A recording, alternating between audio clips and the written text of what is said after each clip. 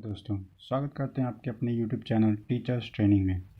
आज हम बात करेंगे बीएड द्वितीय वर्ष के चतुर्थ प्रश्न जनसंख्या शिक्षा और पर्यावरण शिक्षा के अंतर्गत ओजोन क्षरण या ह्रास के बारे में। सबसे पहले हम इसकी भूमिका को जानेंगे, उसके बाद हम ओजोन गैस का निर्माण कैसे होता है इसको जानेंगे। फिर उसके बाद हम लोग जानेंगे ओजोन क्षरण के क्या कारण होते हैं और यह कैसे होता है। चलिए प्रारंभ करते हैं। ओजोन परत पृथ्वी के वायुमंडल में समुद्र तल से लगभग 23 किलोमीटर से 30 किलोमीटर की ऊंचाई पर समताप मंडल में एक प्राकृतिक ओजोन गैस के रूप में स्थित है, जो सूर्य के द्वारा उत्सर्जित हानिकारक पराबैंगनी किरणों से हमारी रक्षा करता है। इस सुरक्षात्मक आवरण या कवच का मानव द्वारा क्षरण हो रहा है, एवं यह क्षरण न सिर्फ उत्तरी एवं दक्षिणी ध्रुव के ऊपर बल्कि यह समूचे ताप कटिबंधीय क्षेत्रों के ऊपर हो रहा है। यह क्षरण ओजोन गैस की वायुमंडलीय गैस में रासायनिक उपबंध या अभिक्रिया के फलस्वरूप ऑक्सीजन में बदलने से संपन्न होता है। अर्थात कि जो ओजोन गैस है वह सूर्य के प्रकाश से आने वाली विकिरण को बचाता है, हमको बचाता है। और यह जो ओजोन गैस का लेयर है वह अन्य गैसीय पदार्थों से अभिक्रिया कर ओजोन ऑक्सीजन में टूट जा रहा है, जिसकी वजह से ओजोन परत का क्षरण हो रहा है। ओजोन शब्द यूनानी भाषा के ओजो शब्द से बना है, जिसका अर्थ है गंध। इसका सर्वप्रथम उल्लेख जर्मन विद्वान एकान वेन ने किया। वायुमंडल में इस गैस की मात्रा का अनुमान सर्वप्रथम फ्रांसीसी वैज्ञानिक चार्ल्स ने किया था। वायुमंडल में ओजोन की मात्रा लगभग 10 pm अर्थात 10 लाख वायु परिमाण में 10 भाग है, और संपूर्ण पृथ्वी पर यह हानिप्रद किरणों को वायुमंडल से ऊपर ही रोके रहने का कार्य एक निश्चित क्रिया के अनुसार करता है। अर्थात ओजोन शब्द यूनानी भाषा की ओजो शब्द से बना हुआ है और इसका अर्थ होता है गंध या महक। इसका सर्वप्रथम प्रयोग एकान वेन ने किया था और यह हमारे वायुमंडल में लगभग 10 लाख वायु परिमाण में 10 भाग है। अब हम जानते हैं वायु गैस का निर्माण कैसे होता है। ऑक्सीजन अणुओं के सौर प्रकाश की यूवी रेज के साथ अभिक्रिया से ओजोन का निर्माण होता है। समताप मंडल में इसी प्रक्रिया द्वारा ओजोन का निर्माण होता है और यह विघटित भी इसी प्रक्रिया के द्वारा होता है। इसको हम कुछ रासायनिक अभिक्रियाओं के माध्यम से समझते हैं।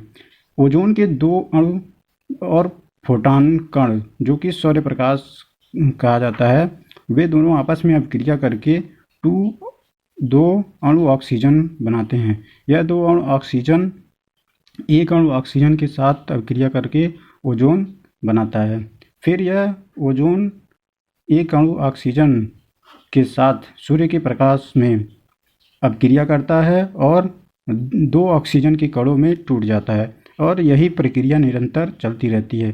यह प्रक्रिया निरंतर होती है और प्रकृति जितना ओजोन बनता है उतना ओजोन नष्ट भी होता है इस प्रक्रिया के दौरान, और प्रकृति अपने निरंतरता में इसको करती रहती है।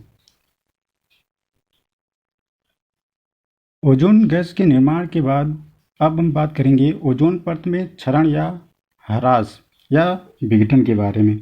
ओजोन गैस एक अस्थिर गैस है जिसका एक तरफ से निर्माण व एक तरफ से विघटन होता रहता है। यह निरंतर होने वाली प्रक्रिया है, लेकिन वर्तमान समय में इसका ह्रास बहुत तेजी से देखने को मिला है, जबकि प्रकृति इसको बनाने में अपने ही क्रियाओं के अनुसार चल रही है।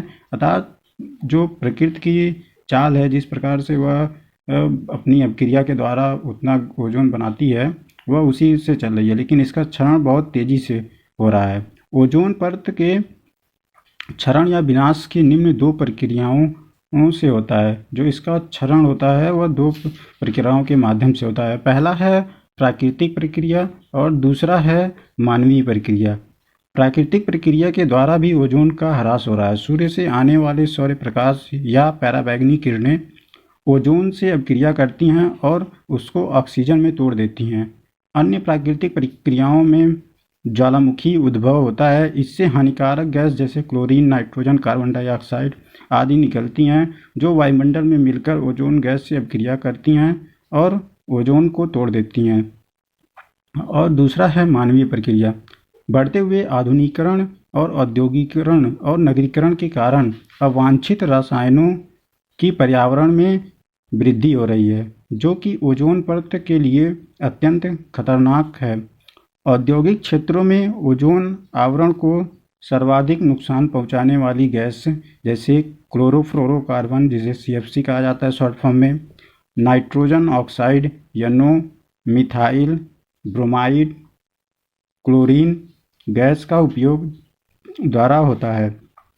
इन गैसों में सबसे हानिकारक क्लोरोफ्लोरोकार्बन गैस है, जिसका औद्योगिक क्षेत्र में सर्वाधिक प्रयोग होता है, जैसे एयर कंडीशनर, रेफ्रिजरेटर, एयरसोल स्प्रे तथा वायु विलय पेंट तैयार करने में। उर्वरक का निर्माण करने वाले कारखानों में भी इसका प्रयोग होता है। प्लास्टिक पेन को तैयार करने में भी इसका प्रयोग किया जाता है। अन्य कारण के अंतर्गत जेट वायुयान में जलने वाले ईंधन नाइट्रिक ऑक्साइड आता है। जो जेट वायुयान होते हैं, जो कि ध्वनि से तीव्र गति से भी तेज चलते हैं, उसमें प्रयोग होने वाले ईंधन, जब ईंधन से नाइट्रिक ऑक्साइड निकलता है, उससे भी ओजोन परत का ह्रास होता है।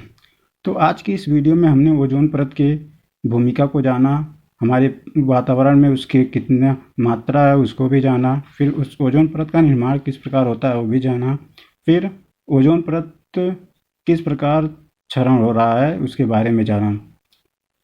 तो दोस्तों, अगर आपको यह वीडियो पसंद आया हो तो प्लीज़ लाइक, शेयर और सब्सक्राइब ज़रूर करें। धन्यवाद।